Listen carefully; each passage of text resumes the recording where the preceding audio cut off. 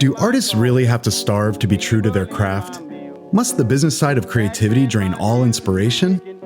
No, it does not. 5 minutes on creative entrepreneurship can help you master the business side of creativity, reap greater rewards from your talent, and enjoy your work to the fullest. I'm so glad trouble don't last always.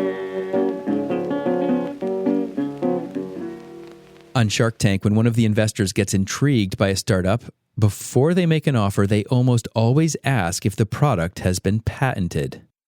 These savvy investors know that if the product isn't defensible, they could become victims of their own success.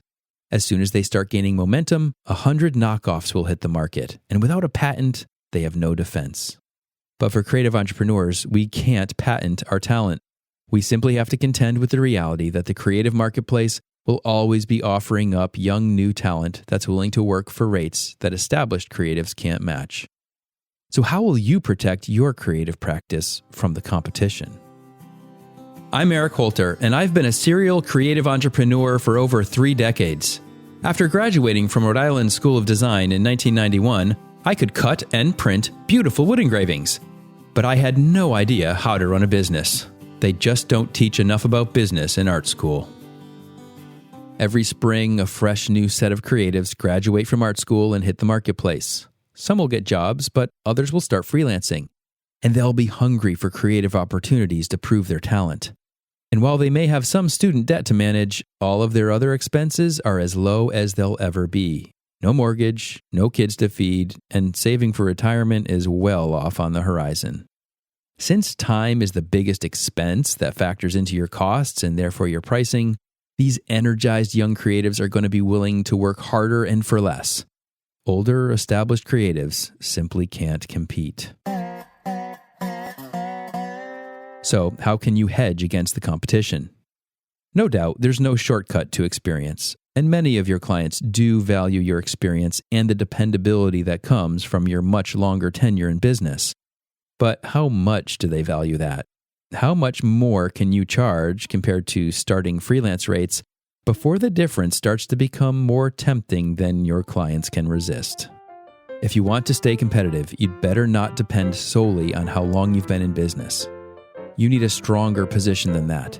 You need to find ground you can defend, something that makes you inherently valuable, something that your client can't easily replace.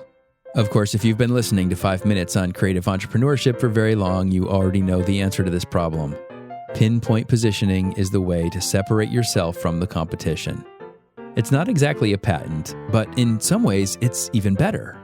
When you establish a narrow focus for your creative specialization and also focus on applying your expertise in one specific industry, the depth of insight you gain, the specialized knowledge of the field, simply can't be knocked off.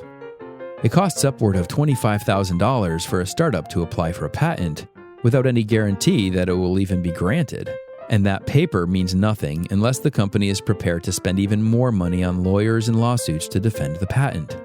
But when you build personal expertise, when you apply your craft repeatedly in the same field, the amount of practical problem-solving insights you gain become invaluable and extremely difficult to compete with. You can't knock off insight and intelligence. Creatives do face inner challenges as they contemplate the business path of specialization. But when you do boldly pursue pinpoint positioning, you won't face nearly as many outward challengers. And your clients won't quickly hop over to another up-and-comer. You'll be too highly valued for them to jump to a cheaper alternative. You are the sole investor in your creative business. It's in your interest to make sure your business has something proprietary, something distinct to offer. You can't get a patent, but if you focus your expertise, you'll get something even better. Until next week, don't let the business of creativity overwhelm your creative business. 5 Minutes on Creative Entrepreneurship is a podcast by Eric Holter, mentor to creative entrepreneurs. You can find more content and resources at erichholter.com. His book, Blazing the Freelance Trail, is available on Amazon in print, Kindle, and audio. If this podcast is helpful to you, be sure to share it with your colleagues, and ratings and reviews are always appreciated. I'm so glad trouble don't last